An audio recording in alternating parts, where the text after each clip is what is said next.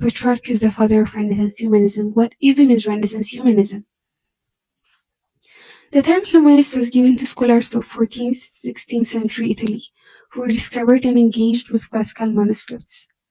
Petrarch and many others like him traveled across Europe, scouring monastic libraries and dungeons looking for lost classics of Greek and Roman writers. They rediscovered lots of manuscripts with great passion and dedication. They started an editorial revolution where the texts discovered were studied, compared, corrected, and explained in a campaign of scholarships. Humanists engaged in studia humanitatis, studying grammar, rhetoric, poetry, history, and moral philosophy. Will Durand describes the beginning of the humanist movement, saying, "Humanists captivated the minds of Italy, turned it from religion to philosophy, from heaven to earth, and revealed to an astonishing generation the riches of pagan thought and art. The proper study of mankind was to be man, in all his potential strength and beauty of his body, in all the joy and pain of his senses and feelings, in all the frail majesty of his reason, and in these as most abundant and perfectly revealed in literature and art of ancient Greece and Rome. This was humanism." In calling Petrarch the first humanist, or the father of humanism, we mean that Petrarch started this tradition of rediscovering and studying classical manuscripts. He interacted with classical texts at a personal level, and in reading them, they opened to him a new world, both of philosophy and of literary art. He began to think like classical figures, and he longed to write like them. These texts are what started his lifelong obsession with Roman history. Living in medieval Europe, where pagan culture, art, and philosophical traditions were completely erased and replaced with strict religious teachings and doctrines, when Petrarch fell in love with Roman antiquity, he sought to bring back the lost philosophical and literary traditions of Roman antiquity. That is why we call it the Renaissance. It is the rebirth of a once lost culture, and Petrarch started this rebirth by reinstating lost traditions and worldviews that center human potential and societal progress. We're focusing on Petrarch's book Secret and Muum because it gives us a glimpse into what it is like to actively engage with a new worldview while you're still bound to societal traditions of the past. It shows us not just the glamorous side of being a trailblazer, but the fatigue, mental toll, and doubt you experience when you are a bridge between two eras. It explores themes of melancholy, navigating contradictory worldviews, spiritual crisis, and psychological crisis. It was not originally written for public distribution or literary fame. Petrarch wrote them as a cathartic exercise or therapy to resolve the conflict between his worldly ambitions driven by Renaissance humanism and his devotion to spiritual pursuits and Christian salvation. It is a book he put his anxieties, doubts, and vulnerabilities in without filtering them. To understand Secretum with the intensity it deserves, we need to have a context for it by exploring Petrarch's life and upbringing. Petrarch was born in Arezzo during his family's exile from Florence, Italy. They moved around both in Italy and parts of France, depending on job opportunities for his lawyer father. He was sent to Montpellier, then to Bologna to study law because his father wanted him to follow his footsteps. But Petrarch had an unquenchable thirst for literature and did not want to study law. The only part he cared for his legal texts was their numberless reference to Roman antiquity.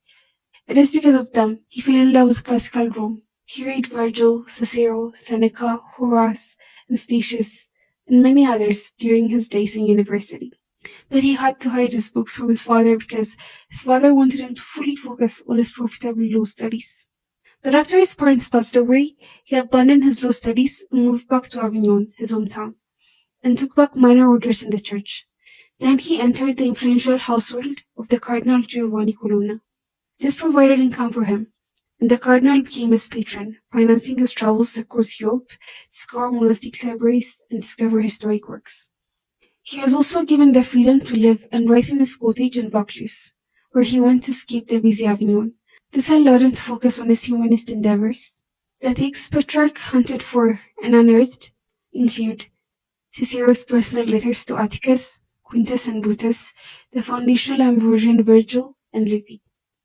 He tracked down and recovered lost or rare works by Cicero, Quintilian, and Livy. He was employed as an ambassador and diplomat, serving the papacy in Avignon, so his political travels provided him with a broad European network. He met scholars, rulers, and officials, promoting the study of classical antiquity. In his travels, he revived the interest in Greek and Roman literature and encouraged the translation of ancient texts. He directly trained and inspired the next generation of humanists. When Petrarch visited the ruins of Rome, he believed that by studying the physical artifacts and writings of the ancients, he could bridge the gap between his own time and the classical world. He coined the term the Dark Ages to describe the period of intellectual decline between the fall of Rome and his own era. In his acclaimed cottage in Vaucluse, wrote his books including The Canzoniere, Africa, De Viris Illustribus, Secretum Meum, and Triumphi. Most of his books are about Roman history, Roman heroes, and Roman ceremonies. They showcase his deep knowledge and admiration for Roman antiquity. But his magnus opus, the work that made him famous across Europe, is The Canzoniere. The Canzoniere is a collection of poems on which he worked on from 3030 up until his death, and he wrote them exploring the unrequited love he had for his muse Laura and the inner conflict that brought him. Petrarch first saw Laura at a church in Avignon in 1327, but his passion remained until his death, and he wrote 366 poems dedicated to her. It is Petrarch's poetry that eventually influenced English Renaissance writers like William Shakespeare and Edmund Spenser. The Canzoniere established Petrarch as premier lyric poet. His epic poem Africa circulated among Europe's intellectual elite, establishing him as classical scholar among intellectual circles. Because Petrarch sought to revive the ancient tradition of crowning poet laureates as an act of single-handedly bridging the gap between the ancient times and the Renaissance, he orchestrated the ritual through his established reputation and network of powerful people. On September 1, 1340, he received two simultaneous invitations to be crowned, one from the University of Paris and another from the Roman Senate. Petrarch chose Rome because of the history of the tradition itself and his intent in re-establishing the glory of Rome. In March 1341, he was formally examined by the most respected intellectual ruler of the era, King Robert the Wise of Naples. His knowledge of Roman history, philosophy, and poetry was examined. King Robert was deeply impressed, and he declared Petrarch worthy of the laurel and gave him his royal robe to wear at the Roman ceremony. Petrarch then traveled to Rome, and the ceremony took place on the historic Capitoline Hill, the religious and political heart of ancient Rome. This is because in ancient Rome, Capitoline games took place where competitive poetry and rhetoric contests were held. Leading poets were led up to the hill, where the Roman emperor himself placed a crown onto their heads. Petrarch begins his coronation speech saying, "Someone then might say, 'What is all this, my friend? Have you determined to revive a custom that is beset with inherent difficulty and has long since fallen into desuetude? And this in the face of a hostile and recalcitrant fortune?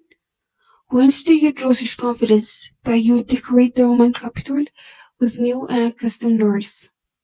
Do you not see what a task you have undertaken in attempting to attain the lonely steeps of Parnassus and the inaccessible groves of the Muses?' Yes, I do see, O my dear sirs. I do indeed see this, O Roman citizens. But a great sweet longing urges me upward over the lonely slopes of Parnassus. As I said at the outset, for the intensity of my longing is so great that it seems to me sufficient to enable me to overcome all the difficulties that are involved in my present task." Petrarch in his speech clearly expresses the goal of this ceremony. It is to revive the lost customs of the Golden Era. It is to redecorate the Capitol Hill with the laurel after it has been neglected for a millennium. It is to revive art, literature, and philosophy of the Golden Era. He acknowledges how difficult and seemingly impossible this task is. After all, it has been 1,000 years. The Capitol Hill, which used to be a sacred spiritual and administrative center of Rome, was stripped of its glory, and its structures were overcome by nature, covered in dirt and wildflowers. This ruin and decay symbolize the condition the traditions of ancient Rome were in. The love and respect for the arts, philosophy, and literature had been lost. But Petrarch, as the father of Renaissance, is on a quest to revive it. After he acknowledges how bold of an endeavor he is undertaking, He explains why he does what he does, what motivates him and gives him the audacity to do it. It is a sweet longing that urges him to climb the slopes of Parnassus. His rediscovery of ancient texts, his love for classical authors and their works, his obsession with Roman history, his accomplishments were not driven by dry sense of obligation. Rather, they were driven by the sweet longing, strong love, and passion he could not resist. Study without longing and without great mental pleasure and delight cannot attain the desired result. Another motivation that pushes Petrarch to climb the lonely slopes of Parnassus is this. I finally decided to come hither. Why, I ask you, if not the very reason that Virgil gives? Love of his fatherland has conquered. I was moved, much moved also toward this decision by a certain affection and reverence for those ancient poets of excellent genius who flourished in this very city, who lived here, who are buried here. His love for Rome's rich history of honoring poets motivates him. The other driving factor, and the controversial one as that, is the charm of personal glory. The concept of seeking personal glory was villainized during the Middle Ages because of the religious worldview of the time that promoted intense humility, pessimistic view of human nature, pessimistic outlook on this current life and worldly pursuits. These values had replaced the Roman culture of seeking fame and glory through merit in leadership, art, and philosophy. These pursuits were deemed vain and sinful, and pure focus on salvation and the afterlife was encouraged instead. So for Petrarch to talk about the charm of personal glory, motivating hard work and literary excellence truly Renaissance and humanist and how it revives the lost custom. The desire for glory is innate, not merely in the generality of men, but in the greatest measure in those who are of some wisdom and some excellence. There is hardly anyone who, after the completion of a laborious task or the meeting of perils, does not desire glory as a reward for what he has accomplished. The thought of the listener excites the feeling writer. Excellence grows when it is praised, and the thought of glory is a powerful spur. The desire for glory, acknowledgement, and reward motivates the writer to be excellent. Seeking glory inspires greatness, so like in Roman times, it should be sought out and granted. The laureate title and the ceremony are acts of honoring a poet for his excellent work. While there are some who think it shameful to follow the footsteps of others, there are far more who fear to essay a hard road, unless they have a sure guide.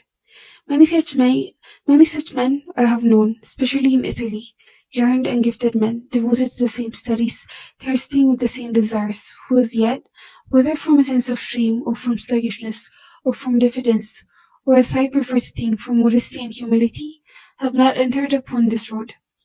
Boldly, therefore, perhaps, but to the best of my belief, with no unworthy intention, since others are holding back, I am venturing to offer myself as a guide for this toilsome and dangerous path, and I trust that there may be many followers. Petrarch viewed poetry as an important part of societal intellectual pursuit and progress, but in the Middle Ages, poetry was considered the least important of literature. It was regarded as the mere fable and lie, due to the mythological aspect of Roman poetry and the pagan sentiments. It was villainized as food of demons by religious leaders. But Petrarch argues that this sentiment is absolutely wrong. Poets under the veil of fictions have set forth truth, physical, moral, and historical. This bearing out the statement I often make, that the difference between a clouded sky and a clear sky, since in each case poet on the one hand and a historian or a moral or physical philosopher on the other, is the same as the difference between a clouded sky and a clear sky, since in each case the same light exists in the object of vision, but is perceived in different degrees according to the capacity of the observers. Because poetry is moral philosophy, natural philosophy, history, basically truth veiled in fiction, it is incredibly important and valuable in driving progress. So Petrarch advocates for others to follow this literary path. He encourages others to pursue humanism. This shows a return from dry scholastic religious logic of the Middle Ages to arts, human emotions, and philosophical expressions of classical antiquity. This oration is considered the Renaissance manifesto. It marked the rebirth and renewal of classical antiquity.